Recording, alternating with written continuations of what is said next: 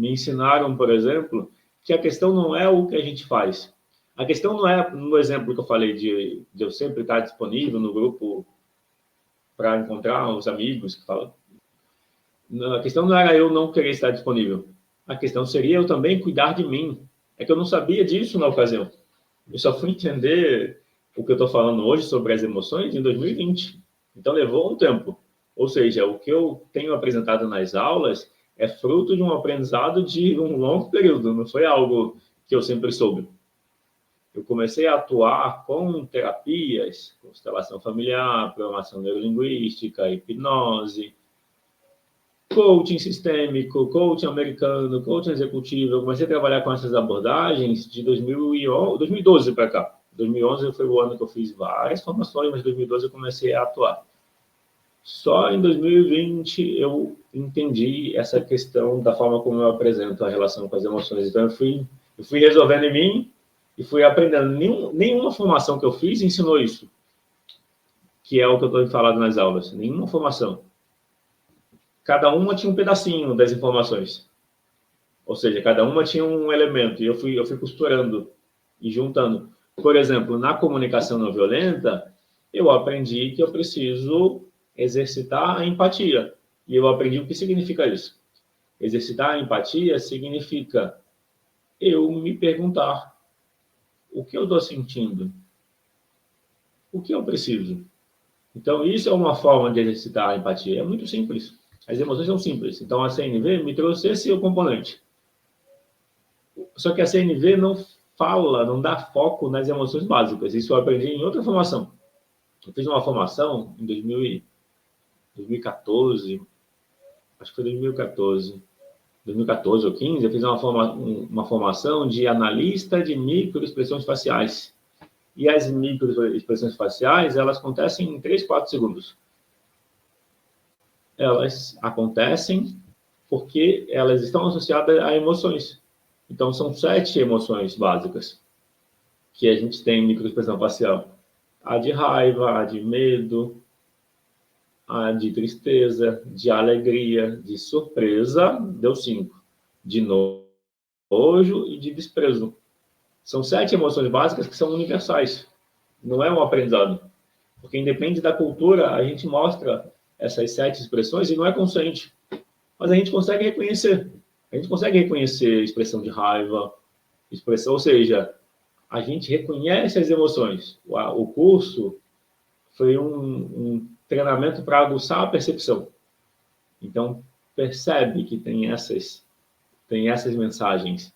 E aí tinha vários exercícios. Uma ferramenta que eu achei interessante foi o diálogo cego, ou conversa cega, que é o blind talk, que é você jogar verde. Você joga verde e observa como a pessoa reage.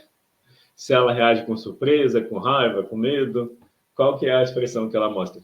O cantinho da boca, geralmente é desprezo. Quando você fala alguma coisa.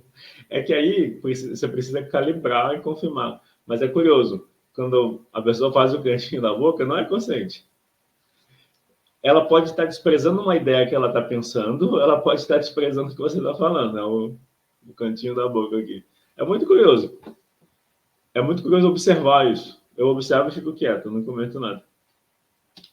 Bom, então essa foi a aula só para fechar o raciocínio. Então, eu comentei que na CNV, na Comunicação Não Violenta, eu entendi, e olha que eu conheci CNV, o primeiro curso que eu fiz foi em 2011. Em 2014 eu participei de um outro curso, em 2018 e 2019 eu participei de grupo de prática, só em 2020, num curso avançado de Comunicação Não Violenta, que eu fui entender a questão do luto, a questão de dar segurança, da necessidade de segurança, o quanto ela era profunda, eu não tinha essa consciência, e esse foco nas emoções básicas. Então, eu levei pelo menos 9 anos para articular essas ideias, 9 anos de prática. Não foi 9 anos lendo, ou seja, na teoria. Teve esse período, mas antes.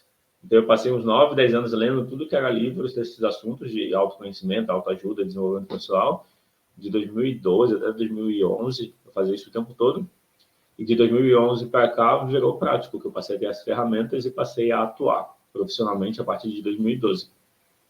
Então, o que eu quis mostrar? Na CNV veio essa noção da empatia e de acolher, de escutar, do diálogo. Do análise de microexpressões faciais veio esse reconhecimento das emoções básicas.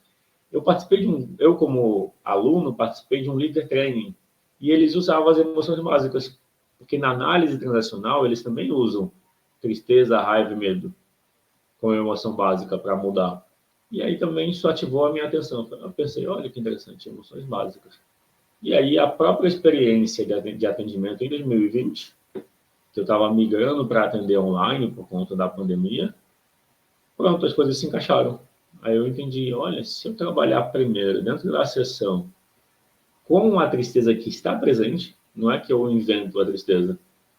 Ouvindo o relato, eu percebo, o que você está sentindo aí? Nisso que você fala, qual é o sentimento? Às vezes a pessoa não reconhece, mas quando a pessoa reconhece a tristeza, a gente trabalha a empatia, o acolhimento, a aceitação, aí o sofrimento passa ou diminui. E aí, claro, tem camadas, aí eu fui aprofundando, aí eu fui desenvolvendo a minha forma de trabalhar. Porque a primeira camada é essa relação consigo mesmo. A segunda camada é relação com mãe, relação com pai, família. A terceira pode envolver o relacionamento e o trabalho. E mais ou menos assim. Para fechar, essa aula então foi sobre querer agradar como autossabotagem. Quando querer agradar os outros é autossabotagem? Quando você não cuida de si e espera que o outro cuide. E você faz isso esperando receber esse cuidado. Daí, normalmente, a experiência é de frustração, porque a outra pessoa vai retribuir ou não do jeito dela e se ela quiser. E aí a dor é exatamente por não receber a reciprocidade que a gente achava que tinha que receber. Por isso é autossabotagem.